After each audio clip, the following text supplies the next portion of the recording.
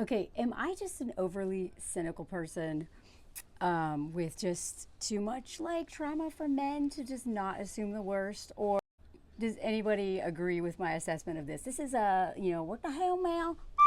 Column of a column until I have my own. Okay, so y'all know I usually do about like dating and stuff like this. But this one, just something about it creeps me out. So this is from the ethicist in the New York Times. They said, please give me your honest feedback. What is your initial reaction? Because I feel like mine is, and I haven't read all the details. I just skimmed it and I was like, oh my God. Is this just because I know how much, okay, whatever, I'm gonna get it. My father, who died 7 years ago, was estranged from his brother for over 40 years.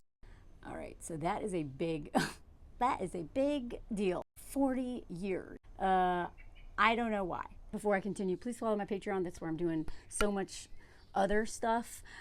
France, wilderness, dating, healing, creativity, all kinds of stuff. My lives. Go over there, check it out. There's different tiers. Yeah, okay. Yeah. So I haven't seen my uncle in decades. I'm kind of curious how old this person writing is. On a whim, when I was writing Christmas cards this year, I sent one to my uncle. On Valentine's Day, I came home to find a dozen red roses and a box of candy on my doorstep with a note that read, "Your Christmas card meant the world to us. It was signed with love from my uncle and aunt." Okay. What the hell? Does anybody... Valentine's Day. Valentine's Day. That's 2.5 months after Christmas. Valentine's Day. Red roses, box of chocolates. Why would you send that on that day to your niece? Unless you are I can't say the word. This was a choice. Does anyone not think that this man probably did something to her or a sibling or someone in that family? And the reason why they haven't spoken in 40 years is because normally I would think the dad did something wrong until I read that line. Because, okay, before I go on, my dad he never admitted when he was wrong. He pissed people off all the time. He had all these fights with people in the family, and then they wouldn't talk for a long time. And then, his wife would have to try to smooth things over, or that person would have to approach them, right? So, for instance, when I was like, in high school, I went to a treatment center in Florida, and I asked if I could stay a little bit longer because I was really struggling, and insurance was going to pay for it. Thank God, his. But he didn't want to have to rebook the flight. He didn't want to have to do anything. And he told me to fork off, literally his words, find your own forking way home. And he left me in Florida. So my mom had to drive 17 hours each way to come and pick me up because he abandoned me in Florida. And then he didn't talk to me again for months until I finally sent him like a birthday card. And then that opened up the lines of communication. He never said, I'm sorry. And we never talked about it ever again. Like it just never happened. So that is who I'm dealing with. Now, I would assume before I read that line that the dad probably did some nonsense and probably just was too stubborn to apologize or whatever. But now I'm thinking this uncle is let's just see what else. Because I don't think the aunt sent this. What woman would send this? No woman would send on Valentine's Day red roses, box of chocolates. That is literally so directly tied to romance. If I don't know what is, like the most low effort, stupid romance, but still, I might as well have had like a lingerie too. Be my Valentine cookie. Anyway, I wasn't sure what to do next, so I sent another note sharing the details of my life, and eventually I received another dozen roses on my doorstep. So, okay, what? My sister is appalled that I reached out to our uncle.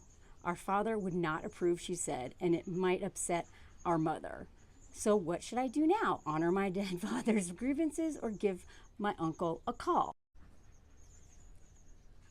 Oh, God. Does anybody not see what I'm seeing? Am I projecting here?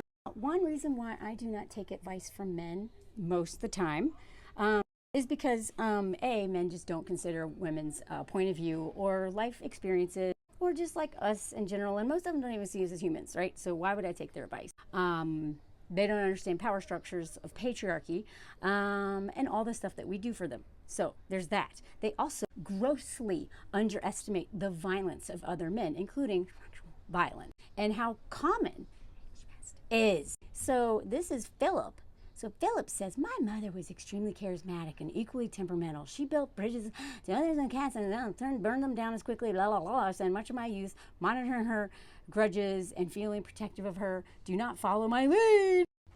Great little story there, Philip.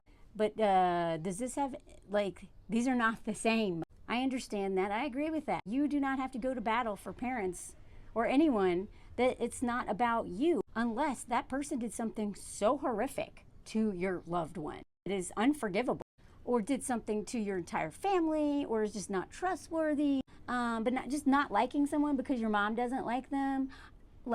Okay, duh. I can't believe that anyway, you are a person first and your father's daughter second. Admire whatever loving whim it was that led you to send a Christmas note to your uncle. It clearly meant a great deal to him and your aunt.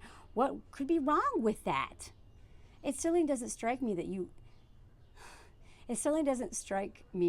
you love your father less because you were kind to someone with whom he quarreled. And if your sister feels differently, let her. We each walk our own path. Okay, first of all, this seems like a classic family where everyone knows something that someone did, but no one will talk about it. First of all, ask the sister.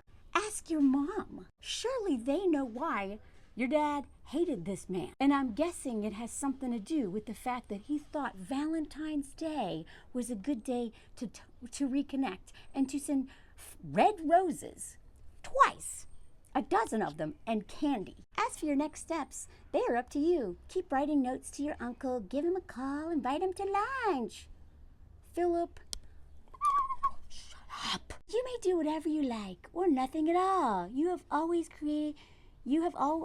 created a lovely patch of kindness here.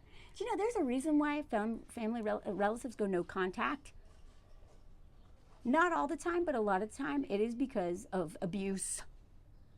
And even if it's not schmegdual, which I am assuming so strong in my body right now that it is, maybe it was something else. So trust your good instincts. My only advice, steer clear of animosity. It is not your responsibility to broker peace among people who do not want to, I cut it off, want it or to investigate the merits of, you hear that French behind me, of cold cases for 40 years ago. Okay. What's even crazier is that no one in the comment section on that Facebook post from the New York Times, they were like, yeah, don't fight your parents then. You know, it's so healing. You know, I am never here to be like, cut people off forever and ever and ever for nothing. I'm also not here to say reconnect with people that were cut off. It is all very contextual. And as somebody who actually went no contact with my dad for a little while when I had memories of some of the stuff he did to me, and other family members, I did end up connecting with him on a completely different foundation and forgiving him and having a very different relationship with him. And then after he died, I remembered other things he did, and I'm like, not sure if I would have. Anyway, no regrets. I'm actually glad that I don't let whatever his grudges are, because he's literally a diagnosed narcissist. Before narcissism was diagnosed to so many people. It was back in the 70s he was diagnosed, right? Alcoholism, all kinds of problems, right? So I usually didn't side with my dad because he was usually in the wrong. So there's no way I'm going to be cut off from my family members because of his grudges. In fact, he didn't talk to any of his siblings except one. And me and my sister would go and hang out with them. It was important to us. You know, I am actually in favor of the message of you know what, do what you want to do. But also, just know that your grandmas a lot of them were being held hostage and beaten by grandpa, raped by grandpa. Some of them were child marriages. I'm glad I didn't know while he was alive. I also learned about other family members, the ones that I was trying to hang out with, and some of the stuff they did, and I am appalled. And I can't believe that I hung out alone with some of them. And I wish my family had given me information because secret keepers enable abusers. So what do y'all think? I am pretty sure this uncle is bad news. Like once we, I really think people do not understand how big, how common in is. I mean, I'm from the South, and white people in the South are like the poster child of this. There is a reason why we have that. Deliverance didn't help, and whatever, the cousins, blah, blah, blah. But it is big in the South. And part of it surely is tied to what a horrifying, violent past my people have. Being sick in the head, well, not sick, indoctrinated into patriarchy, white supremacy culture, colonialism, and all sorts of crap.